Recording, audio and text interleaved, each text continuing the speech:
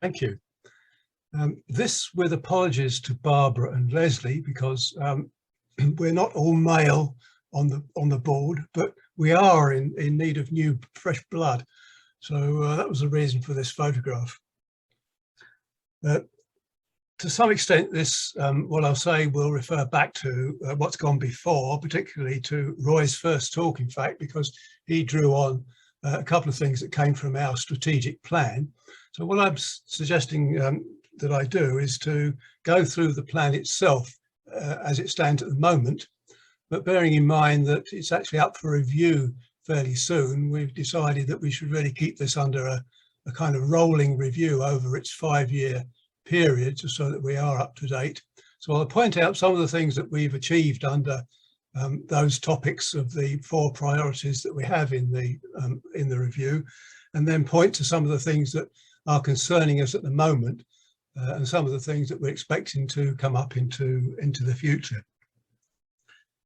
Sitting behind where we are at the moment really is the facts that our financial position and our business position are both really quite strong, and that allows us to provide in the first instance some perhaps better or more developed support for recorders. So the first priority that we had was declaring that we would continue to support wildlife recorders, and some of the things that we've done there.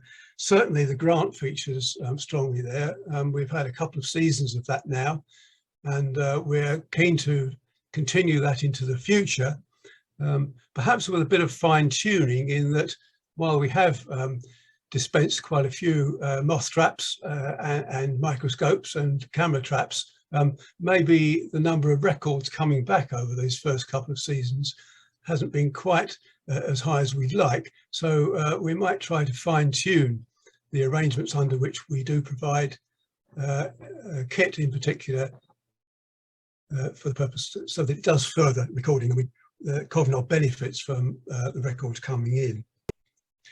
One thing that we've been testing in the office has been the use of Power BI, which is an analytical and summarizing tool, and that's really aiming to provide summary and analytical data for recorders. And already some lists have been sent out to botanical recorders, the county recorders, and we're hoping to follow that up with lists for other recorders. If you, as a county recorder, have some particular interest in delving a bit more deeply, perhaps, than you've been able to into the database of Cofnod, then this may be one route. And if you can identify the sorts of products that you would like, then do please get in touch so that we can see that whether or not we can meet those requirements. In terms of recording activity, I really want to stress that Cofnod is keen to welcome records from all species. We don't have any discrimination in the groups that we can accept species for. Clearly, we don't go very deeply into the marine, although we do cover shoreline species. So there's no limit on the range of taxa that we can accept data for. And I say that because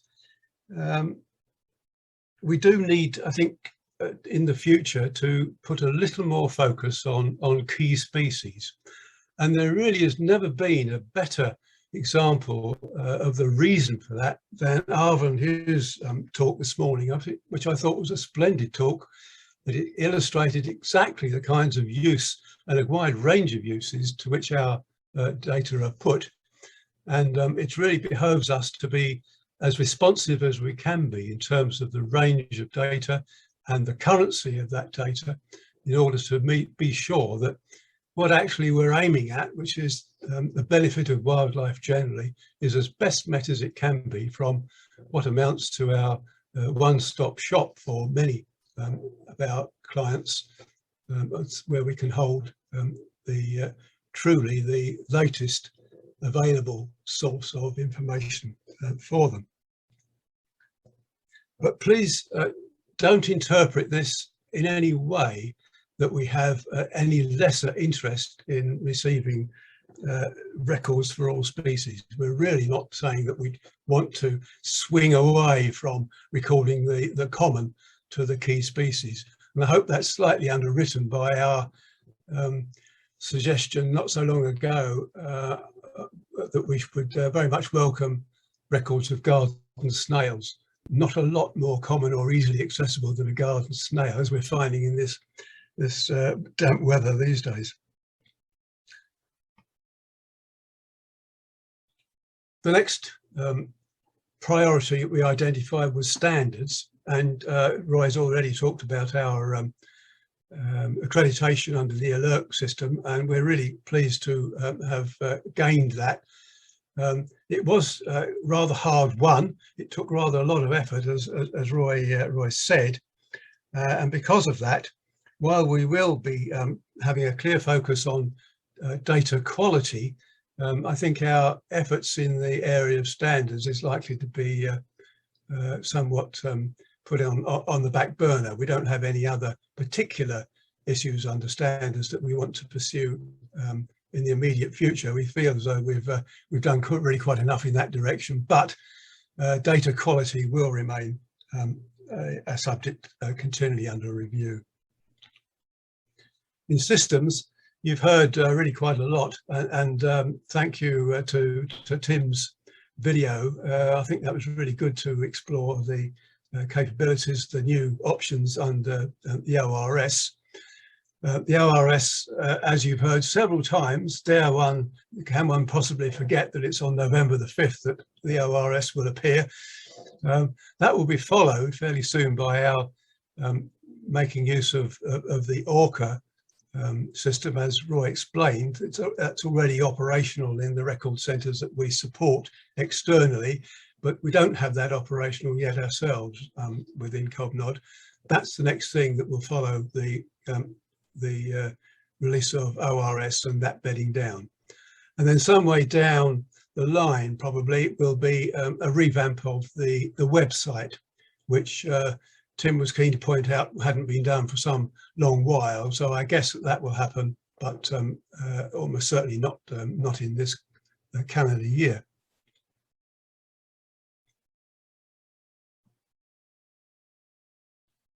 The next one was succession. As I said, there'll be a meeting soon to review the strategic plan. Something we're keen to keep under review. There have been some really positive developments recently in Cofnod, and there are some at the forefront of development of what we're doing in terms of the development of recording. And coming back to the notion that we really need to refresh the board, and we're looking certainly to add to the number of and to replace possibly some long-standing directors, none named in this particular instance, but clearly we've got that objective in mind, and it's a chance for new directors to be involved really at the forefront of developing in recording. And that involves cross Wales and cross UK collaboration. And I really come back to a question that's relevant to what it is that we're doing in terms of establishing a firm business base. In recent years, as you will have understood from Roy's talk, we've been cultivating the idea that other record centres could use our software, and that's certainly the case for 4 other centres at the moment. The business decision that we're facing is to what extent we pursue that direction, bearing in mind that there's an implication for us of software support. There's only a certain population of our systems out there that we can contemplate supporting with what is a really small complement for Cofnod. And so we would be in danger of overstretching resources if we went too far. So that's a particular business decision that we're facing. And given that we are well placed in terms of our business footing, I think it's an ideal environment in which people who feel that they would like to be involved in seeing further development of the record centres, perhaps bringing to the board their own ideas of where we should be going and how we should be doing that. An ideal opportunity for people to come in and join the board and make their ideas known and to make a difference for a developing high-tech company doing its best to serve the interests of wildlife across North Wales, Wales and further. So do consider seriously whether you would like to help in that direction, and contact any director or Cofnod and arrange an initial interview so that we can explore what you would like to pursue and what you might bring to the board to be able to help develop Cofnod. So we're rapidly now approaching the end of the live section of the conference, and I'd like to take the opportunity just to say a few thank yous. Harking back to the first slide, this is much more the picture of the board that we would like to aim at. Apart from the slight fuzziness around the heads, we've got the opportunity to have up to 8 directors. Currently we have 6, as you saw on the list on the previous slide. So this is the happy bunch that we'd like to think that people will come into and help develop if you have an interest in joining us. So thanks to presenters, the facilitators, that's Richard and Roy, who've done a sterling job overcoming the technical problems that we've faced. And everyone who's joined the conference, and particularly perhaps those who have chipped in with questions and items in the chat. I know it's awkward dealing with exchanges with an online conference, and that's the main reason, as Roy said, that we really want to return to a live meeting where we take the benefit of having the networking and, of course, the excellent lunches that we've become used to. Further than that, I'd like, if I may, to say that if our efforts in the direction of succession do bear fruit, then this may actually be my last opportunity to thank others more widely in public before I retire into the background entirely. So I'd like to thank fellow directors, if I may, for your insight and commitment. Thank you, each of you, so much. To Cofnod's excellent staff for their forbearance and adaptability over the past 18 months in particular, but as well as their continuing dedication. We have a wonderful bunch of staff, and it's much to their credit that we are where we are.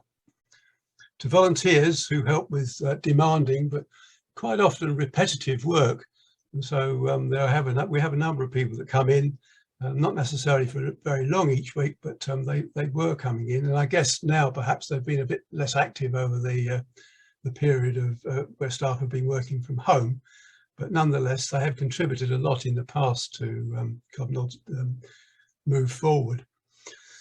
And finally, to Roy, I mean, our first-class manager, for his forward thinking and drive to make Cofnod the success and the benefit to wildlife that it is. Thank you, Roy, because in the lists of thanks that previously have been given at AGMs and conferences, perhaps your name hasn't been up as high on the list as it really ought to be, because it's down to your energy and application and forward thinking that Cofnod is as successful as it is. I hope everybody out there will agree that Roy and the staff have every good reason to be proud of what they've built for Cofnod, and that's entirely from scratch. There was nothing that pre-existed that we took up initially from which to develop Cofnod. We eschewed the idea of using recorder, and thanks to Tim's industry, built up something which is now very much in the minds of other record centres as the what we may dare hope becomes a gold standard for many of them, a reliable and a powerful system. So thank you, everyone.